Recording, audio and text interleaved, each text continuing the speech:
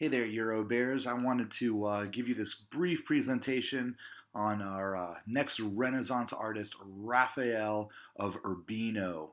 He is our last Teenage Mutant Ninja Turtle we get to talk about after Donatello and Leonardo and Michelangelo. Raphael is the last one as he lines up chronologically, historically. He was a contemporary of Michelangelo, and it's interesting to contrast him in his personality and in his artwork with Michelangelo. He was almost the exact opposite in a lot of ways, although Raphael really looked up to the old master Michelangelo, even though Michelangelo could not stand Raphael. So there's a kind of a great dramatic story there. So Raphael, I do not know a whole lot about Raphael's younger years. He was from Urbino, which is from central Italy, and he came to Rome during the period of time of the High Renaissance during the 1490s. And he quickly befriended the popes in the early 16th century, early 1500s. He was a good friend of Pope Julius II. And Pope Julius II and Michelangelo had a very, very contentious relationship. So it was probably really refreshing for Pope Julius II to have an artist that he really had a good relationship with, and Raphael will do anything that Pope Julius II asks him to do, including his most famous painting that you need to know for this for AP European history. You've all seen Raphael's work. Raphael paints these really darling, just nice, cute, wonderful, soft, gentle images of Christianity, like this one. His work is it almost seems ready made for a Hallmark card at Christmas time. So you've all seen a lot of Raphael's work. If you just Google Raphael and look at some of his artwork, you'll see things that you recognize, maybe like this particular Madonna and Child. Here are a few other Madonna and Childs that you have not seen, most likely. But, they're just so cute. I mean, little squirmy baby Jesus there. Raphael does a good job of capturing just cuteness. Just cuteness. So there's Pope Julius II, our warrior pope, the guy who had such a contentious relationship with Michelangelo, but also challenged Michelangelo to do his very, very best. And, and Raphael, when Pope Julius II had Michelangelo painting the Sistine Chapel ceiling, and Michelangelo had the Sistine Chapel in virtual lockdown, not letting anybody in or out so that nobody could see the work he was doing. Raphael was one of the few guys who broke in and would study it at nighttime, just kind of climbing around looking at what Michelangelo did. And even though Michelangelo would throw a fit if he knew Raphael was doing this, Raphael just was enamored with the work that Michelangelo was doing, and really looked up to him. So Pope Julius II, if you remember, he is also one of the good popes who really did a lot to develop the economy of Rome at the time by providing essentially tax subsidies for people who were doing their own architectural projects. And one of the things that happened in the early 16th century, while there was architectural development happening in Rome, was this. There was an architectural project going on, and they were breaking ground. And when they were breaking ground in Rome, they actually came across an old palace that belonged to Caesar Nero. And so people climbed down into this thing, and they found this huge underground palace that had been covered up at some point in time during the Middle Ages. And Raphael heard about this and came running towards it and climbed underground and broke into this thing and explored it. So here's this whole underground palace called the Domus Aureus. And, on the walls are these incredible frescoes that have stood the test of time. These things are almost 1,500 years old, and they're amazing. And they have there's some tile work and there's some frescoes of Roman scenes, and this inspired Raphael. And I mean, what could be a greater symbol of the Renaissance? Something from just great rediscovery from classical times coming to modern times in the early 1500s.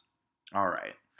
So now's when we get to Raphael's greatest accomplishment, or at least the one that kind of gets the most airplay among the AP Euro teachers. And it's this. You're looking at a scene here of the Vatican. This is a modern picture. Now, back in Raphael and Pope Julius II's time, the colonnade that you see there, the round colonnade, was not there. That'll be built about a century later by another Roman artist named Bernini. But that building in the background there belongs to the Pope, and it is part of what they call the Apostolic Palace. And in the Apostolic Palace is the Pope's library. And the Pope Julius II, had asked Raphael to do a painting for his library. And Raphael immediately accepts. And Raphael paints something. And what Raphael decides to paint for the Pope is quite extraordinary. There's nothing Christian about it. And it's in the Vatican. And here's what he paints. One of the greatest paintings to symbolize the Renaissance. This is Raphael's The School of Athens, painted in 1511. Let's take a look at it. First of all, you see, well, in this bottom half of it is this bustling scene of intellectuals from classical antiquity. They're all talking, there's exchange of ideas going on. But before we look at the actual the people, let's look at the painting as a whole itself. This was a fresco that was done in the Pope's library. Notice the Renaissance quality elements that it has. There's balance. Notice that you could almost draw a line on the top of the heads of the people, and that would divide the painting, or the fresco really, almost in half, the bottom half and the top half. And you've got a vanishing point. There's lines that kind of go down from the ceiling all the way to a vanishing point behind it, or in between the two heads of those two men are walking in the middle of the painting. And of course, your eye is drawn immediately to those two men. So all of these qualities are very Renaissance qualities. You've got perspective, you've got balance, you've got symmetry, you've got a vanishing point. Very, very common qualities and important qualities of a piece of Renaissance art. Now let's talk about those two guys in the middle. This is the School of Athens. For the School of Athens, first of all, there is no School of Athens. There was no School of Athens. There was like the Platonic Academy, but there was no quote-unquote School of Athens. What you're looking at here are all, or at least most or many of, the great thinkers and doers of antiquity who have experienced a Renaissance during the Renaissance. These are people that are, in the Renaissance, people are now fascinated with. These are the great thinkers and doers of antiquity. So who would you put in the center of this? Who would you make, the most important men or women from antiquity to place right in the center to draw your eyes to? So let's take a look at those two guys. As you see, they're sort of walking towards you from the background there. They're walking towards us, so there's a sense of motion. And both of these two guys are gesturing in a very important way. Let's take a look at them. So here we are, looking at the two guys in the center of the painting of Raphael's The School of Athens. On the left, pointing up, is supposed to be Plato. To the right, taking his hand and gesturing it down towards the earth, is supposed to be Aristotle. So what you have here are the two big thinkers from antiquity who did not agree with each other. The spiritualist, the guy who focused on perfect forms and an other world, a heaven. We have Plato on the left. And then on the right, we have Aristotle, arguably one of the first great scientists in the Western tradition, and he is gesturing down. So on the left, there's Plato saying, look up to the heavens, remember your soul, remember the spiritual life. This is the purpose of your life. Aristotle on the right, no, Plato, think about worldly things, focus on life here on earth. I am the son of a doctor. We focus on physical things. That's how we improve life here on earth. And here's the great debate, right? Science versus religion, and it continues throughout the Western tradition. And this is what Raphael puts dead in the middle of it all. Now, let me just go back to the big painting. As you look at it, what he's done is, what Raphael has done, is he's painted all the people who he associates with Plato to the left, and all the scientists that he associates with Aristotle to the right. So there's a balance there. On the left-hand side, you have the spiritualists. On the right-hand side, you have the scientist. All right. Um, oh, let me go back to this. This is it's also worthy to note that Raphael has made as his model for Plato Leonardo da Vinci. That's supposed to be Leonardo da Vinci right there. Who the who the model is for Aristotle, I don't know. They're also carrying two of their books. Aristotle's very famous Nicomachean Ethics, he's carrying there, and you can sort of see under his left hand the word etika is written as an ethics. And that's Plato's Timaeus that he's carrying, one of his great dialogues, or Timeo, as Raphael has painted it. All right. Included in the painting is Diogenes, the homeless guy, and he has Michelangelo as Diogenes, and so there we have, and Raphael knew Michelangelo, so that's probably a fairly accurate image of what Michelangelo looked like. He's got his boots on, his boots that he would wear so frequently that when he pulled them off, he said he pulled his skin off with his boots. And Michelangelo, remembered for being a pretty hunky guy because he spent his entire life whacking marble with a hammer. Hypatia of Alexandria comes back in Raphael's The School of Athens. We've got geometry going on. Is that Pythagoras? Is that the other guy whose name I'm forgetting right now? I don't know. I don't know which geometer that is. Other scientists. Yeah. And there it is. That's, I think, all I want to say about The School of Athens by Raphael. Raphael was beloved by the popes. It is important to know that Raphael painted this.